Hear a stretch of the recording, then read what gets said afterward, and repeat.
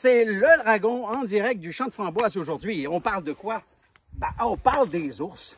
Frappe à ours installé par les gardes forestiers récemment. On a eu des problèmes avec les ours qui sont venus bouffer nos framboises. On essaie de les attraper, mais de toute évidence, ça ne fonctionne pas.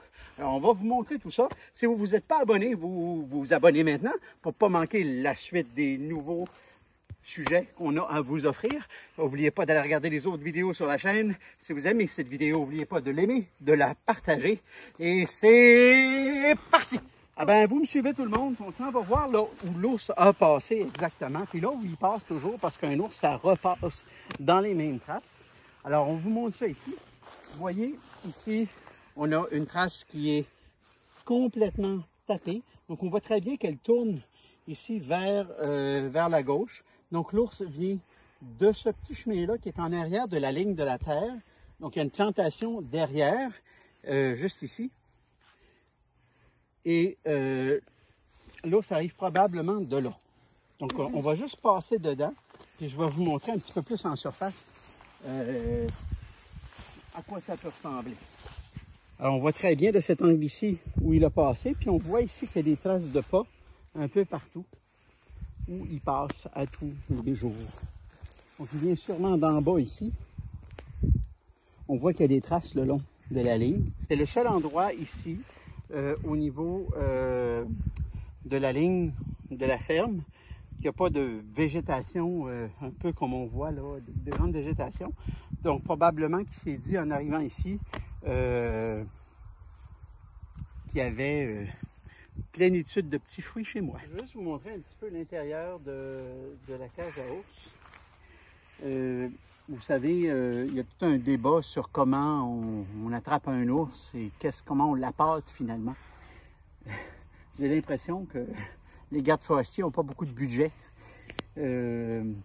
À date, ils sont venus avec des beignes, de la sauce barbecue, un peu de mélasse, puis quelques cannes de sardines. Et ça n'a strictement rien donné parce qu'on voit très bien ici que l'ours, il a léché la partie arrière avec sa langue, mais il n'est pas entré dans la cage pour aller lécher le fond. Alors du coup, le but, c'est que la cage devienne intéressante pour que l'ours y entre. Aussi, le mécanisme qui est au fond, qui est une espèce de bol en acier et dans lequel on met un appât. L'ours doit se mettre carrément la patte dedans, à peser par en bas pour tirer justement sur ce qui va déclencher la trappe ici. Et c'est ce qui est dommage parce que ça demande que l'ours soit naturellement très, très intelligent. Alors là, ce qu'on va aller voir, c'est les dommages que l'ours fait dans les framboises. Alors, je vous amène voir ça tout de suite. Et là, voilà, on s'en va voir les dommages que l'ours a causés dans les framboises. Alors, si on regarde ici, on voit très bien, hein, ça n'a pas été fait par un être humain. Alors, on voit très bien, si on marche lentement, là, on va voir où l'ours s'assoit.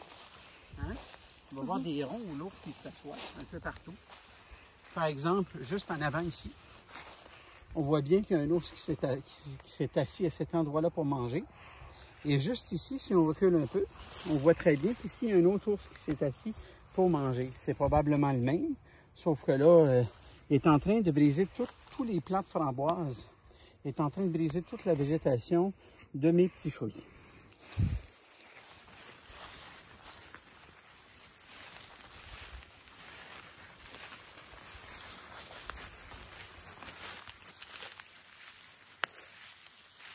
C'est sûr que ça demeure des événements naturels difficiles à contrôler. C'est sûr que si on avait une clôture tout autour de la ferme, ça ne va pas résoudre toute la situation, mais c'est sûr que ça aiderait, mais ça nécessite des investissements qui sont déraisonnables à ce niveau ici. Donc, on va essayer d'autres méthodes finalement, peut-être un petit peu moins intéressantes, mais malheureusement, pour protéger nos cultures, il faut faire ce qu'il faut. parce que les gardes forestiers vont finalement ont l'intention de rester la cage encore pour une autre semaine et de la ramener. Alors, on ne pourra pas continuer à le trapper de cette façon-là. Puis, on ne peut pas non plus accepter la continuité des dommages qui sont causés. Alors, écoutez, j'espère que vous avez aimé la vidéo. J'espère que vous avez des suggestions aussi. Il y a sûrement des chasseurs parmi vous. Il y a sûrement des gens qui ont des suggestions, des trucs sur comment composer avec les ours dans une plantation comme celle-ci. Eh bien, n'oubliez pas de commenter, de laisser vos commentaires, d'aimer la vidéo. N'oubliez surtout pas de vous abonner. Je vous dis à la prochaine. Merci d'avoir été là. Salut.